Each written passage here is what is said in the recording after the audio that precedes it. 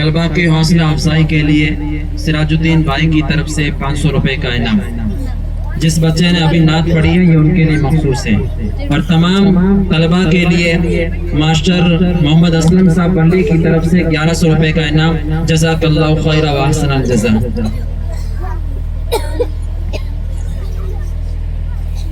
السلام علیکم ورحمۃ اللہ وبرکاتہ۔ نحمدہ ونصلی علی رسولہ الکریم، اما بعد۔ گوشہ گوشہ دنیا کا تھا خزاں کا گہوارہ، گوشہ گوشہ دنیا کا تھا خزاں کا گہوارہ،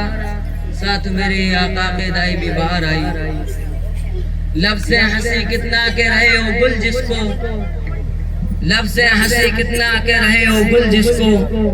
خوشبو ہے محمد اور خدا کی رانائی۔ معزز سامعین اور صدر محترم،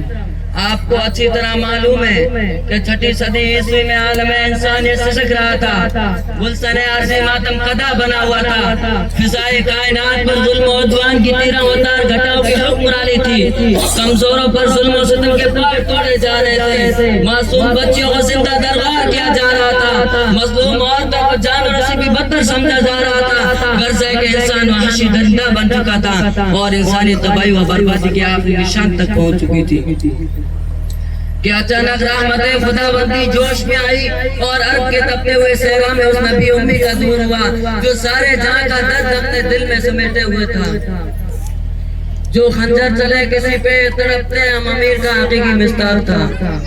چنانچہ اس ذات مقدس نے ان تمام ظلم و ستم کے خلاف علم بغاوت بلند کیا، انسانوں کو آزادی کی فضا بخشی، معصوم کلیوں کو مسکرانے کا حق عطا کیا، مظلوم عورتوں کو باعزت مقام دیا اور تڑپتی ہوئی انسانیت کی مسیحائی کی۔ حاضرین مجلس، ایسی عظیم ہستی، ایسی مقدس ہستی، ایسی پاکیزہ ہستی تو اس قابل تھی کہ اسے سینے سے لگایا جاتا، اسے پلکوں پہ بٹھایا جاتا، اس کے مقدس پیغام کو سمجھا جاتا، اس کی بے چینی اور تڑپ کو محسوس کیا جاتا، مگر یہ خود غرض دنیا ایسا کیوں کر برداشت کر سکتی تھی؟ چنانچہ یہ چرخ نیلی فام اس بات پر شاہد و عادل ہے کہ جب وہ عالم کا مسیحا، انسانیت کا غمخوار، مظلوموں کا مددگار، بے سہاروں کا آسرا، یتیموں کا والی اور غلاموں کا مولا اس جہان رنگ و بو میں جلوہ گر ہوا، اسی دم ظلم و زور اور جبر و تشدد کی آندیاں چلنے لگی، بغض و عداوت کی گھٹائیں چھانے لگی، ستم کوشی اور احسان فراموشی کا نیا ریکارڈ قائم ہوا، یعنی لوگ اپنے محسن و مسیحا کی دل آزاری و اظہار حسن میں مشغول ہو گئے، ان پر طرح طرح کے الزامات و اتہامات کی یورش کرنے لگے، ان کے پاکیزہ اعصاب و جذبات کو اپنی تقریبی ذہنیت کا شکار بنانا چاہا۔ ایک طرف تنہا آپ کی ذات اقدس تھی تو دوسری طرف سارے شیطانی چلے اور طاغوتی لشکر تھے، اور صد افسوس و مقام حیرت ہے کہ آج کی روشن خیالی کا دعویٰ کرنے والی دنیا، خود کو مہذب اور ترقی یافتہ سمجھنے والی دنیا، مساوات کے نام پر نفرت کا زہر پھیلانے والی دنیا، بھائی نجاست و غلاظت اس محسن اعظم اور مشفق بنی آدم پر طرح طرح کے الزامات و اتہامات کی یورش کر رہی ہے، اور آپ کی بابرکت و مقدس ذات کو مدعون کرنے والوں کی سرپرستی اور حمایت کر رہی ہے۔ ایسے وقت میں ہمارے اوپر واجب ہوتا ہے کہ ہم بھی ان کی دریدہ دینی کا دندان شکن جواب دیں اور مادہ پرست اور پورے چشم دنیا کو بتائے کہ اس محسن اعظم اور رہبر کامل نے دنیا والوں کو کیا کیا دیا ہے اور انسانیت پر کیسے کیسے عظیم الشان احسانات و انعامات فرمائے ہیں۔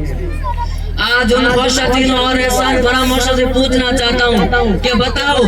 انقلاب دہر کا روح روا وہ کون تھا؟ انقلاب دہر کا روح روا وہ کون تھا؟ باعث تخلیق ہستی کن بقا وہ کون تھا؟ وہ کہ نازا جس میں تھا خود خالق عرش عظیم، وہ کہ نازا جس میں تھا خود خالق عرش عظیم، ایسا کامل اس جہاں میں اے زماں وہ کون تھا؟